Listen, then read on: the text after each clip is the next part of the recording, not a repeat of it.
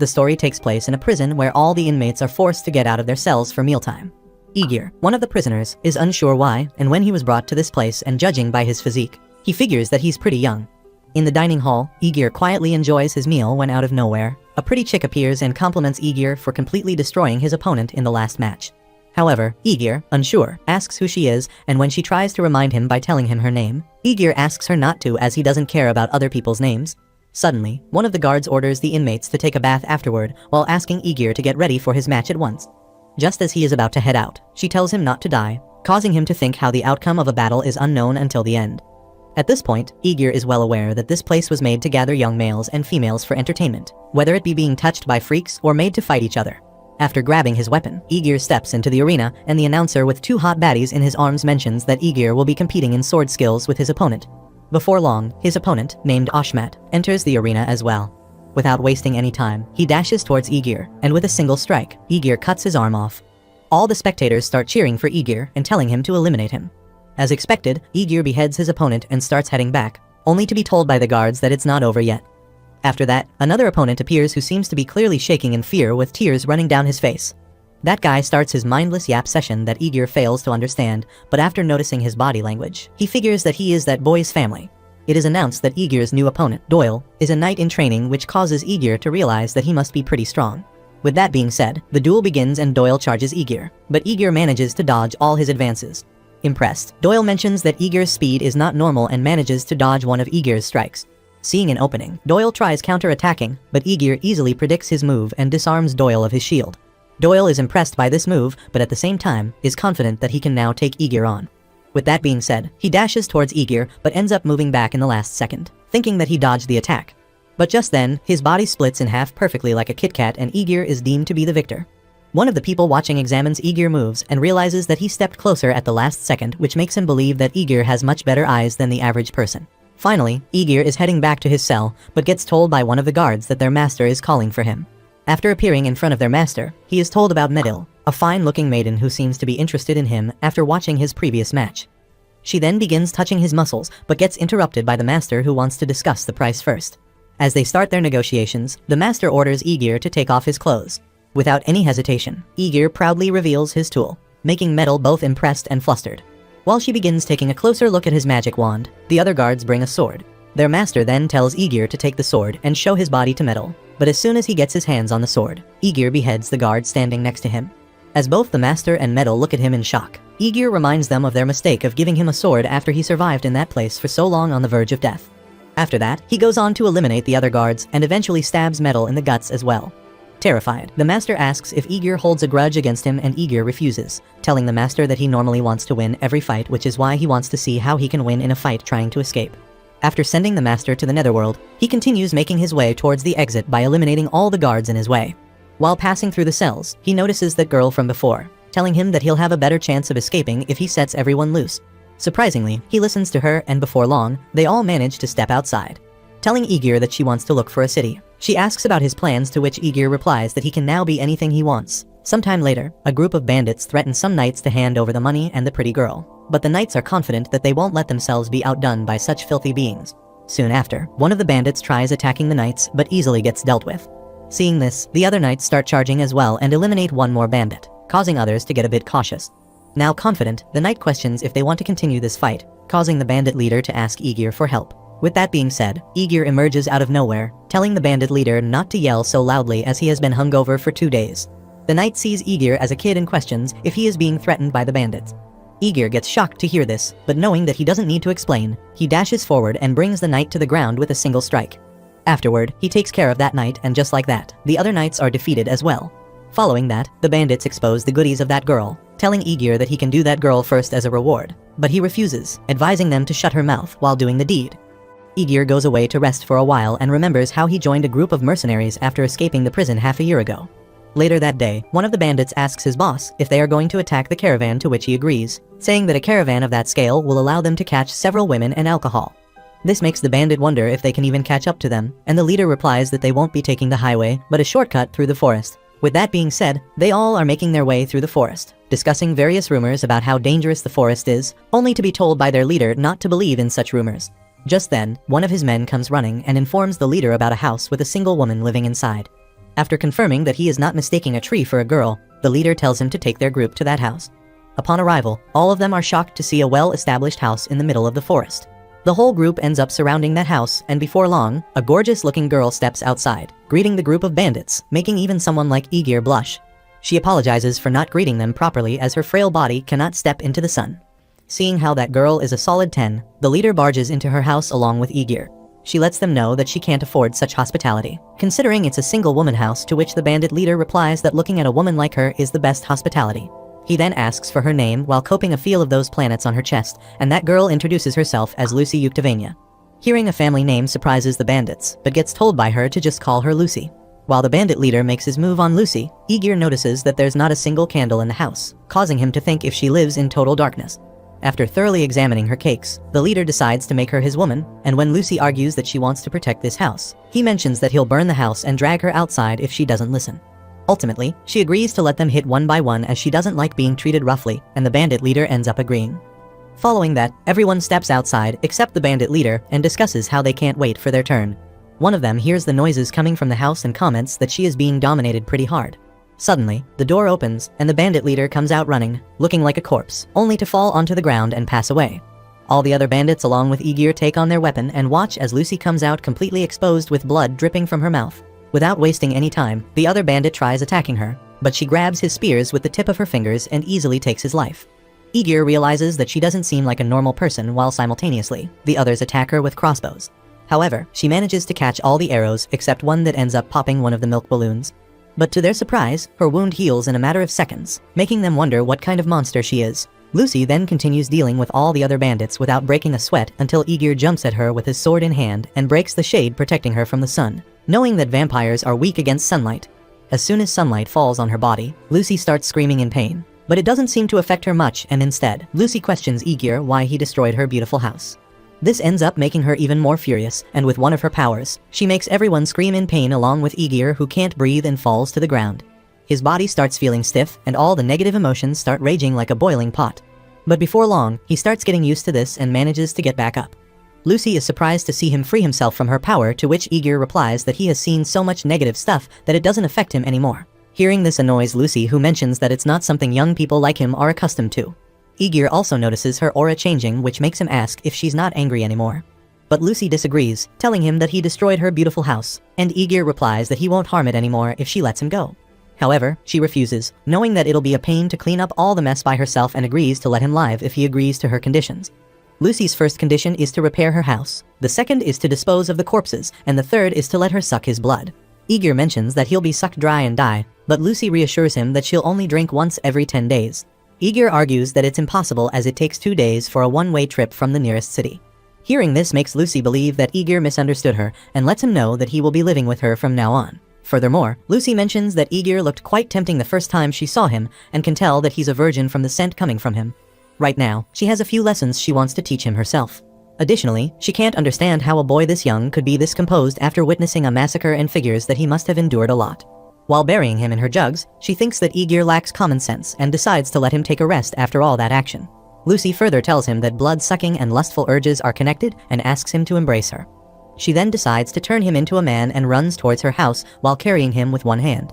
After that, she throws him on the bed and doesn't waste any time swiping his V-card. After they are done, Lucy notices that she completely sucked him dry without even drinking a drop of blood from him, and seeing him sleep so peacefully makes Lucy finally have a taste of his blood. With that being said, Aegir slept peacefully for the first time with a vampire behind his back. The next day, Lucy asks him about the country's name, but he doesn't seem to know what a country is and wonders if it's where the arena is. This makes her realize that his thick skull doesn't know anything besides fighting, and knowing that he'll live a sad life this way, she decides to drill some basic knowledge into him. But when Aegir argues that he can live just fine without knowing it, Lucy gives him a sneak peek of her honkers, making him instantly agree to take her classes. To start things off, Lucy explains that the world they live in is called a continent, and in the middle of that continent lies a mountain range. The east and west both have their plains, while in the north and south lay two big powerhouses. In the north, it's called the Union of Olga, which is a country that has existed for 500 years, while in the south is the Empire of Galand, which is a military-ruled country. Following that, Lucy asks Aegir about the country this forest is associated with, and when he fails to reply, she lets him know that this is the Central Plain, which is on the east side of the continent. In the Central Plain, many small countries that have formed alliances exist, and this particular forest lies in the country called Troya Kingdom. She then asks if he understood everything so far, and while Igor's two brain cells fail to grasp every detail, he realizes that the world is a much bigger place than he thought. Lucy is happy with this result as she wanted him to understand this first and foremost. Additionally, she lets him know that there are a lot of other things to learn, but it might take him some time. Later that night, Lucy makes vegetable soup for him and mentions how it's been hundreds of years since she last cooked. Igor instantly digs in as he is really hungry, and when he asks if she's not going to eat, Lucy lets him know that her meal is his blood. She then notices him staring at her, and when she questions the reason, Igor replies that he wants her to teach him about women as well. Before going to bed, Lucy makes sure to give him a proper lesson, and when Igor makes up his mind to satisfy her this time, he gets told by Lucy that he is 500 years too early to challenge her. Now, months have passed since that day, and currently, Igor is busy hunting deers. Later that day, he returns home with a deer on his shoulder and gets reminded by Lucy that he needs to train his mind more than his body. Apparently, it has been around 2 years since he started living with Lucy and has enjoyed each day. His daily routine involves him waking up, keeping the fire going to prepare breakfast, and then waking up Lucy. Following that, he studies until the sun rises, and when the sky turns white, he plows the fields to train his body. Once he is done, he makes sure to be intimate with her and embraces her every night. After their first round, Lucy compliments him for improving a bit, causing Igor to jump at her, looking to improve even further. He is now starting to understand the supremacy of a man after seeing Lucy enjoy it and remembers how she always makes sure to compliment him when he does a good job. Currently, Igor is able to make Lucy successfully reach climax, and after they are done, he accidentally ends up calling her his mother. Surprised, Lucy makes sure to tease him by telling Igor to treat his beloved mother well. Later that night, Igor is busy swinging his sword when Lucy appears and notices that he has gotten even more muscular. Igor replies that it's because he has been eating well and asks her to spar with him for a bit, to which she agrees. But as expected, she sends him flying with a single strike, causing him to pathetically fall into the river. Lucy tells him to wash off the dirt before he enters the house, while he figures that it's impossible for him to defeat her. Then, she enters the river as well and apologizes for sending him flying as she forgot that a human would have trouble trying to win against her. This makes Igor mention that he wants to be strong as he's her man. Lucy gets surprised hearing him say that and teases him once again by calling him her boyfriend, only to swim away. Igor begins swimming after her and gets told by Lucy that she will allow him to do whatever he wants if he manages to catch her. As he continues chasing after her, Lucy mentions how fun it is to lay under the moon with a cute boy. Igor replies by saying that he'll have a lot of fun after catching her and suddenly disappears into thin air. Lucy wonders if he drowned and tries asking if he's okay. Simultaneously, he goes underwater and ends up catching Lucy before he even sees it coming. Following that, she scolds him for being so rough, but Igor reminds Lucy of her promise. As expected, she offers her peaches to him, and just when they are about to get down to business, Igor lets Lucy know that he doesn't need anything else. Furthermore, he mentions that he loves her more than anything in this world, but before he can say anything, Igor notices her face and decides to just enjoy the rest of the night without saying anything further. Apparently, Igor wants to spend his entire life with her, but if he does that, then everything she taught him would go to waste. Eventually one day, Lucy lets Igor know that she has nothing left to teach him, making him realize that the day has finally arrived. She further mentions that he has now her permission to leave this place. At this moment, Igor notices that his heart is unexpectedly calm and wonders if he can even remember everything she has taught him. However, he soon realizes that this is not the time to be doubting himself and lets Lucy know that he will leave this place soon. Lucy gets a bit disappointed hearing this, and Igor follows by asking her to come with him. He mentions that even though Lucy treasures this house, he still wants her to come as he doesn't want to stay away from her. She begins blushing after hearing him say that, but ultimately mentions that she can't agree with that, as this is the only place left for her to remember. Igor instantly turns around and agrees to her decision, making sure to hide the tears running down his face. Lucy further adds that while she gave him the permission to leave, she isn't kicking him out. This makes Igor question if she'll be happy if he wanted to stay by her side, to which she disagrees, saying that she wants him to live freely and explore the world. That's the reason she has been working so hard for him. Afterward, she gives him a hug, telling Igor that she wants him to find something to believe in and lets him know that she has already prepared everything that he will be needing for his trip. The things she prepared included armor, gauntlets, boots, and some gold coins. Apparently, this belongs to the man she ate a long time ago and is glad that they ended up being useful. Not only that, but Lucy also gives him a weapon along with a mantle, saying that she's sure he'll be able to wield it just fine. Noticing the color makes Igor wonder why it's black, and Lucy replies that it was originally white, but she dyed it red with her blood. Later that night, Igor is fully dripped up and ready to leave. Lucy comments on how he has changed a lot, but still has room to grow. Before leaving, he lets her know that she is his whole life and thanks Lucy by kissing her hand. This makes Lucy mention that he has passed the lessons on women and advises him not to treat other women the same way he did with her, as they'll die, considering the foot-long monster he's rocking. For one last time, Igor asks if she really doesn't want to come with him, to which she agrees. Ultimately, he gives her a kiss and Lucy lets him know that while she can't be with him, they won't be parting forever. What she wants is for him to become a noble, climb ranks, and eventually become the king. After claiming this land, when he returns, she will be whatever he wants, whether it is his wife, his mistress, or even something else if he's freaky like that. However, becoming a king as a commoner is something Aegir finds impossible until he takes a look at Lucy. With a determined look on his face, he finally leaves. Meanwhile, Lucy wonders if he will return to her once he grows old and realizes that death is coming close, but at the same time, she knows that she won't be hoping for his return. Currently, Aegir is heading to the north as he plans to head towards the Olga Federation. It's been 4 days since he left the forest, and since he has bathed every day for the past 2 years, the smell of sweat is starting to make him uncomfortable. For the time being, Aegir decides to stay at the town named Rolel, which has a population of around 3,000. But just when he is about to enter, the guards at the main gate stop him, asking Aegir for his name and intention. Aegir introduces himself as a mercenary. They then notice the weapon on his back and wonder if he's here for the wolf hunting season. Curious, Aegir asks if he isn't allowed, to which the guard replies that normally, people pay with a silver coin, but entering with a weapon like that with no real reason isn't allowed. Having no other choice, Aegir takes out one of the gold coins Lucy gave him, which ends up surprising the guards. One of them then advises Aegir to grab himself a spear for the wolf hunt, and when he asks if he can enter, they agree, telling Aegir to make sure there's no witness around if he ends up eliminating someone. Just then, the captain of the knights arrives, telling the guards to take out the thing they stored in their pocket. After taking the gold coin from the guards, he returns it to Aegir and gives one of his silver coins to the guards instead. This results in Aegir thanking him and asking for his name. The captain introduces himself as Gray, and judging by his look, Aegir notices that he seems like a worthy opponent. Gray then notices Aegir's weapon as well and asks what he plans to do with it. Aegir makes an excuse about wanting to enter the wolf hunt and Gray ends up buying it. Furthermore, Aegir asks if there's an inn he can take a bath at, to which Gray replies that baths in the town are only in the nobles' houses and the most he can do is wipe his body at the inn. Nonetheless, Gray advises him to hurry up as most of the inn are already packed due to the wolf hunt. After finally entering the town, Aegir roams around and checks the market to get a better understanding of the prices. Unfortunately, Aegir only has gold coins with him, and the money works in a way that 1 gold coin equals 10 silver coins and 1,000 copper coins. Even if he buys groceries, the total won't even reach 1 silver, which is why he needs to go to a money changer first. With that being said, he pays a shop called Miranda Company a visit and lets the owner know that he wants to exchange 5 gold coins with silver coins. The owner mentions that he needs to check the coins just in case, and after taking a closer look, he freaks out and questions Aegir how he comes across these coins. Knowing that he can't just say that a vampire gave it to him, Aegir replies that he got it in the forest. The owner finds it amazing that he went to the demon forest and came back in one piece. When Aegir asks what he means, the nearly expired human replies that it's a gold coin made by a kingdom that has long since perished. He further elaborates that there was a large kingdom that ruled the territory encompassed by the Tria Kingdom and the Arkland Kingdom. This is a coin that was used in that kingdom. Aegir questions if he can't use it now. The old man agrees, saying that it can be considered a counterfeit as it has not been in use for a long time. However, he still decides to give Aegir 10 royal gold coins in exchange for that coin. But Aegir decides to just trade 5 normal gold coins, as that coin holds a special meaning for him.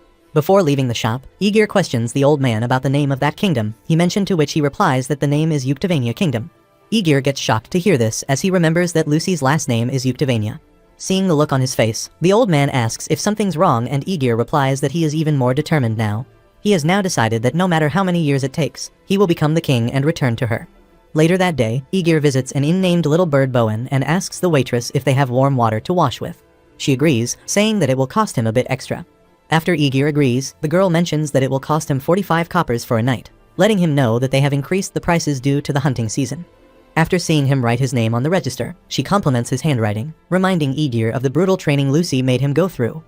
Following that, Aegir asks for her name and gets told that it's Maria. Even though he likes her facial features, her non-existent curves disappoint him a little. Lastly, Maria advises him to buy something from the stalls to eat as they are short-staffed. Curious, Aegir asks her about the wolf hunt, but all she knows is the guards are gathering coaches around the north gate at dawn for some reason. While she gets his room ready, Aegir goes out and enjoys some chicken skewers which he got for 3 coppers. Just then, a little girl appears and asks Aegir if he wants to buy some tomatoes. Aegir notices that all of them look pretty bruised, and remembering Lucy's lessons to treat all girls kindly, he decides to buy all of the tomatoes. When that girl starts struggling to give him the change, Aegir allows her to keep it. Furthermore, he gives her one of the tomatoes she was selling and asks for her name. That girl introduces herself as Rue, and on his way back, Aegir has some thoughts about that girl, which could lock him up for life. After returning back to the inn, Aegir realizes that compared to Rue, Maria is much older and perfect for him. Finally, he gets to take a bath after so long and figures he can stay at the inn for some time as Lucy gave him a lot of money, so he shouldn't have any trouble paying for anything for the time being. Aegir then remembers the wolf hunt and realizing that he hasn't fought at all for the past 2 years. He realizes that hunting some wolves is a good warm-up. The next morning, Mary comes to wake Aegir up, saying that the wolf hunt would start soon, only to see him standing proudly with his hot dog out. Flustered, Mary questions why he is not wearing any clothes while Aegir, thinking that she likes it, invites her to come and take a better look, only to be called a freak. Later, he steps out of the inn and wonders if Rue will come again. To his surprise, she seems to be standing there selling tomatoes again. Aegir makes sure to buy some, and after asking a couple of people, he manages to meet up with Gray, who is busy preparing everything for the wolf hunt. Before long, all of them are on their way to the forest. Aegir lets Gray know that this is his first wolf hunt and wants Gray to teach him the basics. Gray mentions that he thought Aegir was a regular and decides to explain on their way to the destination. He starts off by saying that the important part of wolf hunting is targeting those that are half turned into monsters, in other words, called the hungry wolves. The wolves that have become monsters normally act alone, but sometimes they can even lead a pack on their own. But as they are much stronger, they mostly become the pack's leader, and many people are killed fighting them. This is why before winter arrives, armed mercenaries are sent to the forest to lure those wolves out and eliminate them. Eliminating a normal wolf can earn him 50 coppers, and doing nothing until the end can earn him the same. However, eliminating a monster wolf can earn him at least 2 gold coins. Eventually, they arrive at their destination, and when Aegir asks Gray if he can hunt alone rather than in groups, Gray lets him know that it's impossible to hunt alone, but gets interrupted by girls who invite Aegir to join them as there's only 2 of them. Gray questions Aegir if he wants to join their group, and without any hesitation, he instantly agrees. Furthermore, he gives Gray a thumbs up, thinking that having large melons nearby makes a difference in his fighting spirit. With that being said, the first girl introduces herself as Myril, a mercenary from the Shira village, while the other girl mentions that her name is Carla, and she mainly fights with a bow. Aegir seems to like the idea of teaming up with a muscular mommy and a soft-looking beauty. He then introduces himself as well, saying that his birthplace is unknown. Seeing his weapon makes Myril wonder if he can swing it, and when Carla jokes about it, Myril scolds her for always being sarcastic, saying that their previous teammate left them for the exact reason. Myril further questions about his birthplace being unknown, to which Aegir replies that all he remembers is being a slave. This comes as a surprise to her, and she apologizes for bringing back old memories, but gets told by Aegir that it's fine as he managed to run away and was raised deep in the mountains. Soon after, Carla notices the presence of wolves and lets the others know that they are here. She mentions that the 4 wolves in the front will probably attack first, and as she predicted, 4 wolves come running towards them. Aegir easily cuts the 2 of them in half, while the other 2 try ganging up on Carla. Instantly, Aegir runs towards her and manages to take care of them, telling the wolves that they should treasure beautiful women. Myril mentions that he saved her life, and before Carla gets the chance to thank him, more wolves appear. This time, the pack seems to contain about 50 wolves, and Myril notices that it's a pack that's led by a hungry wolf. She then decides to attack them with Aegir, asking Carla to stay back and make sure none of them get too close to them. However, Aegir mentions that he will protect both of them as he alone is enough. Myril argues that it's impossible for him to fight 50 wolves. But all Aegir does is ask the girls to let him touch their goodies if he wins, confusing both of them. As the wolves start charging, Aegir realizes that except for him using a new weapon, nothing else is holding him back. With a single strike, Aegir cuts down several wolves and continues to do so until all 50 of them are eliminated. At last, the hungry wolf leaves the shadows and appears in front of Aegir. With that being said, Aegir prepares to face the hungry wolf, letting it know that he can't let it pass as he needs to protect his women. Just as the hungry wolf dashes towards him, Aegir manages to strike it and cut the wolf in half with a single attack, shocking the baddies who call him amazing. Myril asks Carla to compliment him as well, but she's too flustered to even say anything. Aegir lets Carla know that he doesn't need any thanks, but, as promised, wants them to let him touch their jugs. While Myril realizes that he wasn't joking and really is a freak, Carla allows him to touch it as long as he's okay with it. In an instant, he appears behind her and massages those melons of hers. As expected, she begins making happy noises, and Myril, getting embarrassed looking at them, decides to go and collect the wolf's fangs. Meanwhile, Carla notices something hard touching her back and wonders what that big thing is. In the end, Aegir makes sure to pinch those pepperonis, causing Carla to scream in enjoyment, making Myril believe that she must have reached climax. Before long, Gray appears and asks if they are all right. Soon after, he notices the several wolf corpses lying around them and compliments Aegir for being an amazing guy. When Myril asks him about the other party, Gray replies that 20% of those who participated are annihilated, saying that something so bizarre has never happened before. For the time being, he suggests getting back to town. On their way back, Myril finds out that there were a total of 4 hungry wolves, and Gray adds that all the parties they've picked have seen them. Apparently, the guards were able to attack and drive those wolves away, but including Aegir's hunt, only 2 hungry wolves were taken down. Aegir figures that the wolf hunt might be cancelled from tomorrow on, to which Gray agrees. Just then, a guard calls Gray out, and after getting out of the carriage, they witness several bodies of mercenaries on the ground. Before he can figure out what happened, 2 hungry wolves appear in front of them. While everyone starts panicking, Igor notices that the pack leaders seem to be working together and figures that there must be something big leading them. Suddenly, 5 more hungry wolves appear with the one standing in the middle looking extra huge. Everyone almost wet their pants seeing the size of that wolf, and someone then start calling it the wolf from the legends. Gray tries diffusing the situation by calling it just a ridiculously huge wolf. Igor figures that there are 6 hungry wolves and 1 monster, but to him, they don't look that strong. To start things off, he charges forward and eliminates 2 of the hungry wolves who try attacking him. This motivates the other parties to get up and follow his lead. As he finishes off the 3rd hungry wolf, Igor notices the monster crushing the mercenaries behind him. They all start running, knowing that it's impossible to fight it, leaving Gray behind. Before long, Gray finds himself in front of that monster and figures that this is the end, but just in the nick of time, Igor appears and blocks the attack. He then asks Gray to take him to a house of plotful fun if they get out of there alive, to which Gray replies that he'd rather make him one of his subordinates. That being said, Igor tells everyone to fall back, saying that he will be the one taking this monster on. Eventually, the monster tries attacking Igor with its claws, but Igor easily manages to block the attack using his weapon.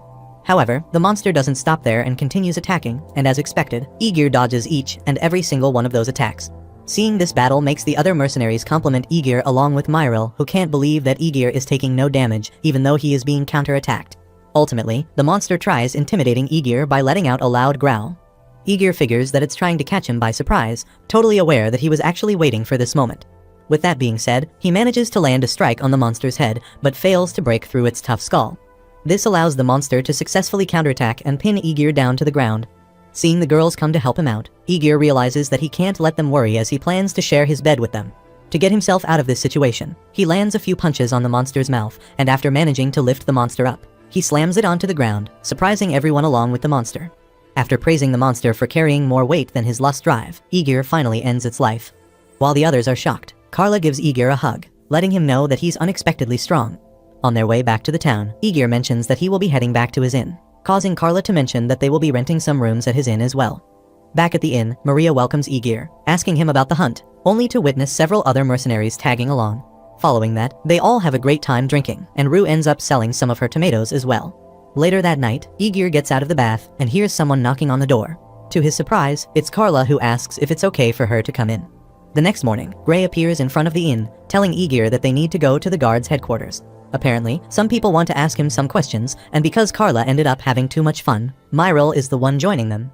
At the headquarters, the head of guards called Glock compliments Igor for achieving an amazing feat, and Gray reassures Glock that he has confirmed what Igor accomplished with his own eyes. Without wasting any time, Glock gives Igor around 50 gold coins as a reward, and when the Brokies start arguing that this sum is too much for a reward, Glock replies that giving him an insufficient reward will only bring shame to the name of their town. Eventually, he officially gives Igor that reward, and before he leaves, Glock invites Igor to join the guards, promising to pay him double the salary. Igor starts off by thanking Glock for the offer, but says that he plans to travel around the world, which is why he has to refuse the offer. Glock understands and lets Igor know that he would have loved to join Igor if he didn't have a wife at home. This makes Igor ask Glock if there's something else he'd want his help with, and Glock requests him to take care of the bandits rampaging around the villages in the east. On his way back, Igor runs into Gray, who mentions that he was looking forward to working with Igor, to which Igor replies that he's going back to do it one more time with Carla before leaving. Furthermore, he reminds Gray of his promise to show him to some escorts, to which he agrees, calling Igor a womanizer. Back at the inn, Carla mentions that she will be coming with Igor, and Myril reminds her that they are a party which was formed only for the hunt. But Carla argues that she's already Igor's woman and will be coming with him because she is the type who has intense feelings for the man she loves and can't even think about parting ways with him. Following that, Igor asks if the two of them are alright with only receiving 4 gold coins for the reward, to which Myril replies that Igor did most of the job anyway, and the 50 gold he got for taking down the monster should be his. Carla also says that she doesn't mind, as long as she gets to do the deed. Igor then asks Myril if she will be going home, and Myril agrees, informing Igor that she will buy food from her earnings and go home as her village has a hard time gathering food in winter.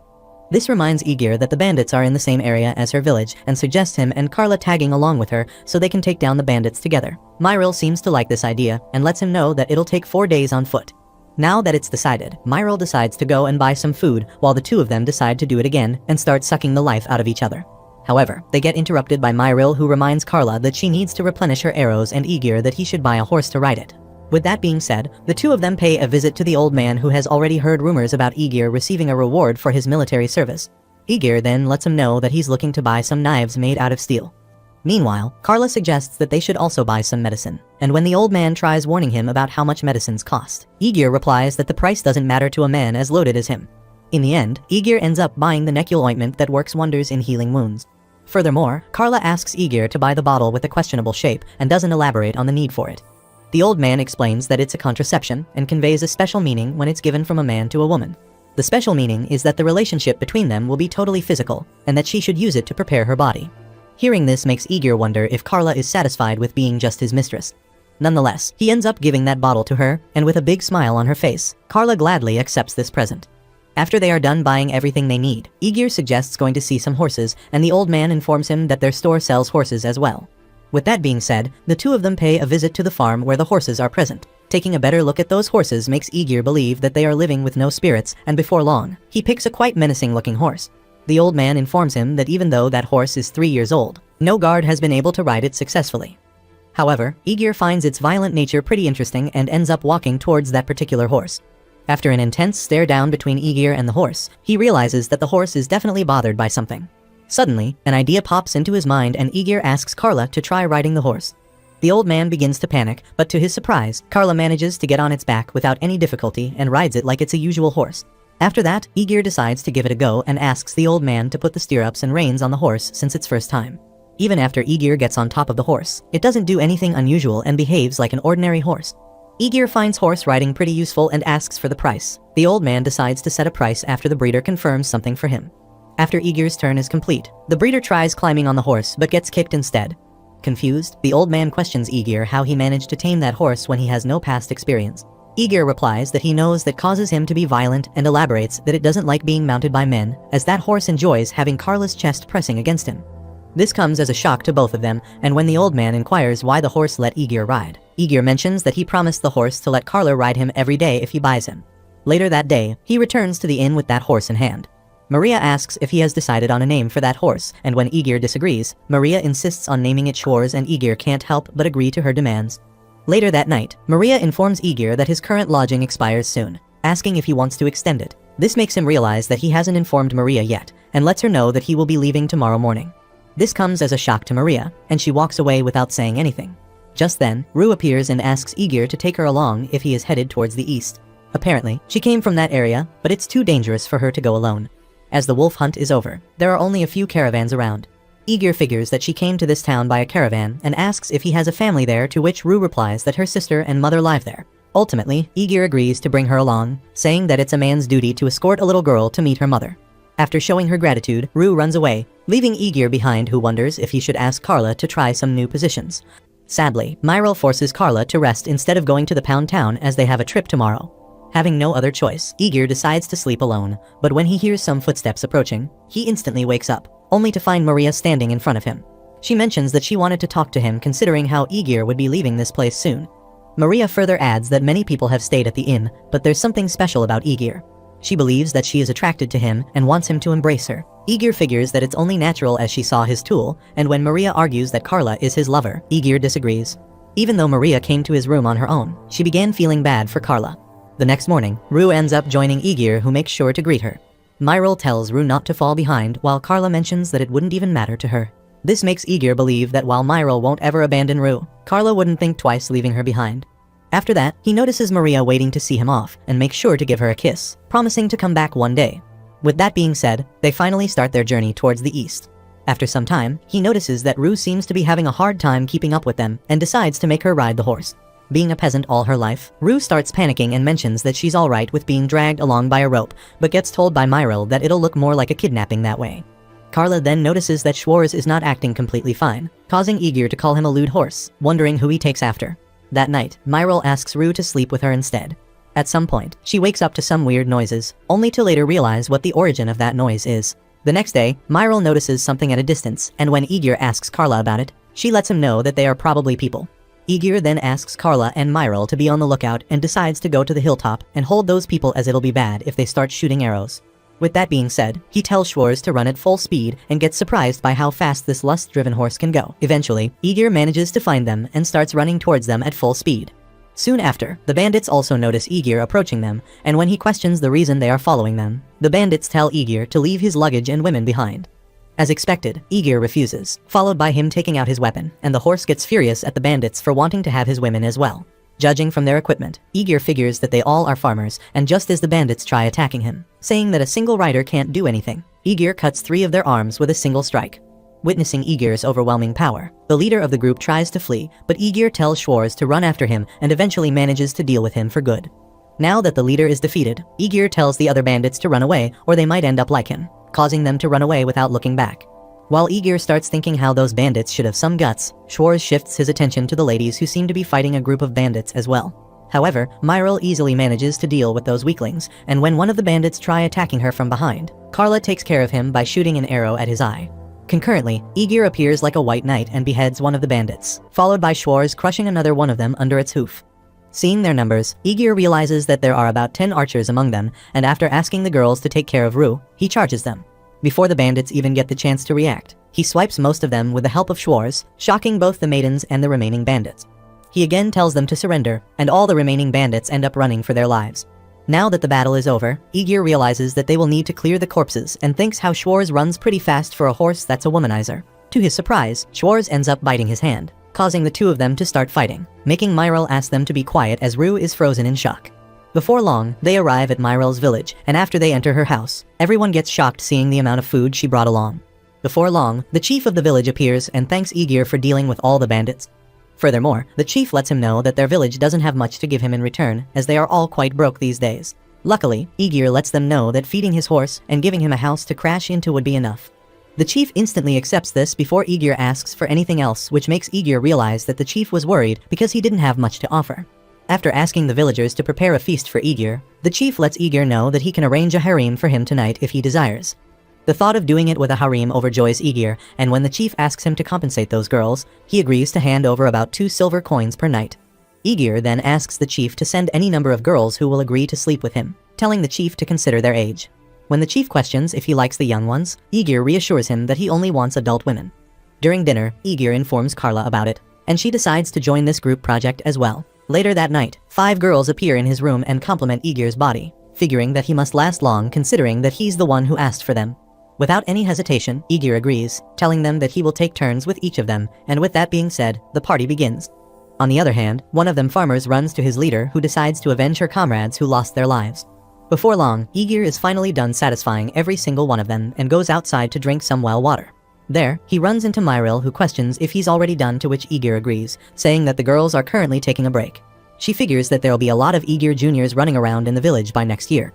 Aegir then asks about her plans and Myril replies that the village stockpile isn't looking great, and some people might even die due to starvation, which is why she can't leave the village.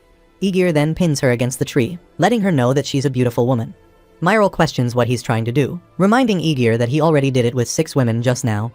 This makes Aegir ask if she hates him, and after giving her a kiss, Myril replies that even though she likes him, Carla got ahead of her. Hearing this activates a neuron in Aegir, and the rest is history. The next morning, Aegir prepares to leave the village with Carla and Rue. He notices that Schwarz doesn't look really happy and lets it know that he should be grateful to have 2 women riding him. His whole harem is gathered to say their goodbyes, and Myril blows him a kiss. Noticing Schwarz's behavior makes Aegir realize that he's mad that Myril's not coming and thinks to himself that they are only going to be separated for a while. As they headed towards Rue's village, they encountered many bandits but managed to take care of them with ease. At Rue's house, they are greeted by her older sister named Ku, who thanks Aegir for taking care of her little sister. Just then, her mother, who's behind the curtains, asks if they have a guest, and Rue lets Aegir know that her name is Mel, and she can't come out because of the injury on her face. However, the playboy insists on coming closer and having a look at her face. Mel argues, saying that she has a terrible burn on her face and is sure that he will be disgusted at the sight of it. But Aegir disagrees, telling Mel that he's sure she's a beautiful woman, no matter how she looks on the outside. Ku asks Aegir to stop already, but gets told by Mel that it's alright and eventually comes out of the curtain. When Carla gets disgusted seeing the burn on her face, Aegir punishes her by slapping the back of her head. He is then informed by Mel that she was caught in a bush fire, and even though her life was saved, she became like this. Additionally, she figures that he must be disgusted, but to her surprise, Aegir mentions that it's not true and says that losing a beauty like her in this shape is a loss for all men around the world.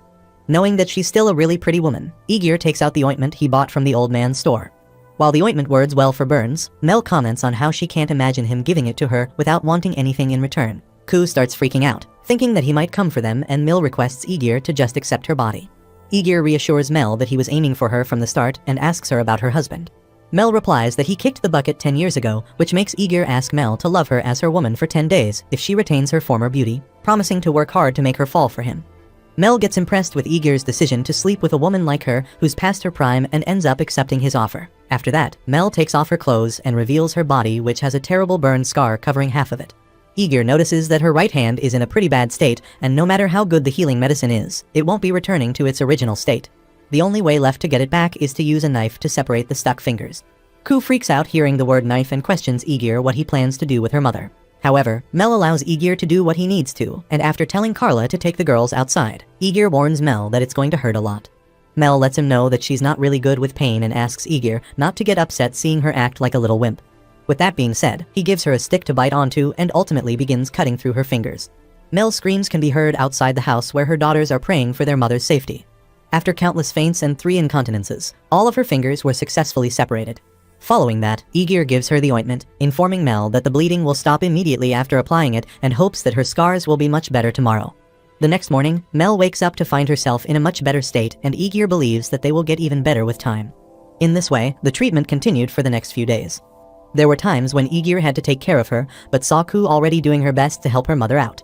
Seeing this made Aegir advise Ku not to overdo it, saying that she should leave it to him and get some proper sleep. Eventually, on the morning of the 7th day, Mel wakes up to find herself completely healed. While her daughters start crying seeing their mother getting better and prettier, Aegir can't help but be glad in the investment he made. However, seeing their family having an intimate time, Aegir decides to leave them alone for the time being. Later that day, he is told by Mel about her debt, who informs him that he used to be a servant of a local lord until she was abandoned and saved by the village chief. But as her husband died in the war and she was burned by a fire, Mel couldn't help but get indebted.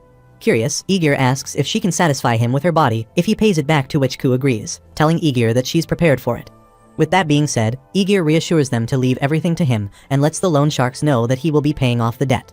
Furthermore, he gives them 5 gold coins, and when those men try complaining about Aegir coming from another place, he questions if they have any complaints about it, causing them to back off. After returning home, he gives Mel around 10 gold coins, asking her to use it for her immediate living expenses. However, Mel mentions that she can't possibly take this much, only to be told by Aegir that he's trying his best. Mel questions why he is being so nice, to which Aegir replies that he wants her to love him. Flustered, Mel informs Aegir that there are no partitions in the house, but Aegir argues that they should show off how much they love each other. While Ku works hard making sure Rue doesn't see anything, Carla appears and asks if he forgot about her, but ultimately agrees to give them some privacy. It doesn't take long for Mel to start bouncing on that thing, and when Aegir asks her to be more aggressive, she tells him to be a little patient as it's been a decade since she last did it. Aegir then notices a neighbor enjoying the live feed from the window and wonders if he should teach him a lesson, but gets told by Mel not to or it'll become a rumor in the village. As it was a 10-day relationship, Aegir didn't miss any chance to do the deed and made sure to do it in the mountains, in the streets of the village, and even collaborated with Carla to make the experience even more enjoyable. One day, he is working on the fields when a villager comes running and informs Aegir about the wild bear. However, he easily manages to defeat the bear and brings the meat home. But to his surprise, Mel ends up giving it to the villagers, and when Aegir asks her the reason, Mel replies that if they don't divide big things into the village, it creates a rugged impression. Additionally, she wants to take this opportunity and reveal their relationship to the whole village. Apparently, Mel worries about getting approached by someone as she feels the gaze of many men. Knowing that Aegir can't be at the village forever, she believes that she might get taken advantage of by another man after Aegir leaves the village. When Aegir questions what he should do, Mel puts a piece of meat in her mouth and starts kissing Aegir, causing all the villagers to stare at them in confusion. While kissing, she announces that her body and soul belongs to Aegir, and that she doesn't want to be held by another man unless she's forced to. Aegir lets her know that if such a man exists, he will chase him down and disassemble him like the bear. Seeing all the men look terrified, Mel figures that it'll be fine as everyone is scared of him.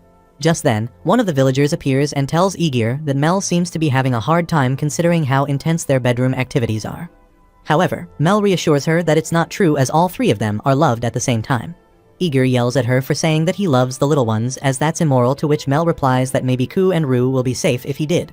Eventually, that 10-day journey of his ends, and it's finally time to move to the next location. Mel and the others are out to see him off, and Ku runs up to Aegir and thanks him for all the help, requesting him to come to live with her mother as her mother has never been so happy before. Mel gets surprised to hear this and Ku begins crying as well. However, Aegir is aware that he can't make such promises as he's a horrible man, but at the same time, he's aware that it's something he can't give up. For the time being, Aegir promises to come back for Ku and gives her a kiss, which comes as a shock to Ku, and she runs away embarrassed. Before he leaves, Mel lets him know that if he makes her wait too long, she might turn into an old hag, and Aegir reassures her that it's fine as long as she keeps her heart clean. Mel lets him know that he will be her last man for whom she'll wait forever. And with that being said, Aegir finally leaves. Ku then begins crying while hugging her mother, and Mel reassures Ku that they will meet Aegir again, and is sure that by that time, his part will be here too. While making their way through the village, Carla questions if they are going back to L'Oreal, to which Aegir disagrees, letting her know that he still needs to fulfill his promise to the captain of the guards and need hard evidence of the bandits. Luckily, due to his experience, he has a good idea where the bandits might have set up their nests and looks for a high spot with a wide view of the road, as Aegir is sure that they can camp in the forest and a small river is more than ideal for them. Before long, he notices a cooking fire at a distance, and to his surprise, it ends up being the base of the bandits. Seeing that it's a shelter, Carla questions about their next step, and Aegir replies that as there are a lot of them, they will need to break them up. Just then, Aegir notices a woman amongst them and figures that she must be their leader. However, he finds it to be a good thing as he doesn't want to eliminate her, but wants to cultivate her instead. Suddenly, he runs into a trap set up by the bandits which alerts every single one of them. Their leader notices Aegir's arrival and orders her men to surround them at once. Before long, Aegir and Carla are surrounded by them from all directions, which impresses Aegir as even his own previous army couldn't have done it this well. One of the bandits then informs their leader about Aegir being the one who eliminated her comrades. The big guy amongst them questions what they should do with them, and the leader, Claire, orders them to eliminate them at once. She then lets Aegir know that resisting will only make his death more painful, to which he replies that he's not ready to die yet. For the time being, Aegir begins to wonder how he can get Carla behind him and figures that the big guy in front of him will be a tough opponent. To start things off, Aegir throws his shield at that guy and uses this chance to cut through the rear. He then beheads the few bandits blocking his way, and after grabbing Carla in his arms, he throws her up in the air. Luckily, Carla safely lands at the back, and now that she's at a safe distance, Aegir starts going all out and deals with the bandits without worrying about Carla. As he continues taking out all the bandits with ease, many of them end up surrounding Aegir at once to overwhelm him using their numbers. But to their surprise, Aegir takes them out with a single swing of his weapon, and beheads everyone who comes his way. But just then, he notices Carla being cornered by some of the bandits who threaten Aegir to stay down if he cares for his woman. Those bandits then start hitting on Carla, promising to show her a good time, and Aegir's stuck fighting the others to do anything about it. Suddenly, Schwarz crushes one of them with his hoof and runs away carrying Carla on its back. Now that Carla has gone away, Aegir realizes that he can fight without any worries. With that being said, he starts beheading those bandits left and right, laughing at them, saying that he is the only enemy present. As the bandits start to hesitate, Claire decides to step up, but is stopped by the big bud who tells Claire that the leader shouldn't step forward. He then asks Aegir if he's a knight under the count, to which Aegir replies that he's just a mercenary. The big guy then mentions that he used to be a knight in the past and tries going for the first hit. Aegir realizes that it's too fast for him to avoid and ends up blocking it with his weapon. After that, Aegir begins hitting that guy with a bunch of calculated attacks, but he manages to block each and every single one of them. Aegir realizes that it's not a massacre, but a proper duel, and before long, that guy's sword starts giving in. Aegir uses it to his advantage and strikes the sword, causing it to break in half. But to his surprise, that guy pulls out another sword and tries to stab Aegir, but Aegir grabs it with his cloaked left hand. He then notices that the sword is stuck, to which Aegir replies that the blades can't penetrate the cloak, and the reason it's not moving is simply the difference in their arm strength. That guy realizes that this is it, and after letting him know that he was a strong fellow, Aegir beheads him as well. Claire gets shocked to see him dead and tries to attack Aegir, but he easily unarms her and hits her with an attack, causing Claire to go down. At this point, Aegir is unsure about what he should do, as she will be executed if Aegir hands her over to the guards. Claire then begins requesting him to let her go, as she doesn't want to die yet. As she continues begging Aegir to let her go, Aegir asks Claire to tell him about her past, and then he'll decide what to do with her. It turns out Claire is the daughter of an aristocrat from a small country, but after her parents were put to death, a knight under her father's command saved her as a baby and raised her into a fine-looking woman. This reminds Aegir of Lucy, and he understands how she feels, as he too wants to see the world with his own eyes and has a lot of things he has to do. Seeing him pity her makes Claire question if he will let her go, and Aegir lets her know that she must never work as a bandit again. But as she can't be innocent of any wrongdoing, Aegir wants to punish her. When Clara argues that he's being rude, Aegir tells her to shut up, while Claire figures that there's no other way around it. And as expected, the punishment turns out to be Claire's V card getting swiped, and Clara makes sure to tell Aegir to use different positions so he can maximize the punishment. Do you think Aegir will be able to become the king for Lucy's sake? Comment vampire if you'd like a part 2 of this series. As usual, thank you for tuning in, and we'll catch you in the next one.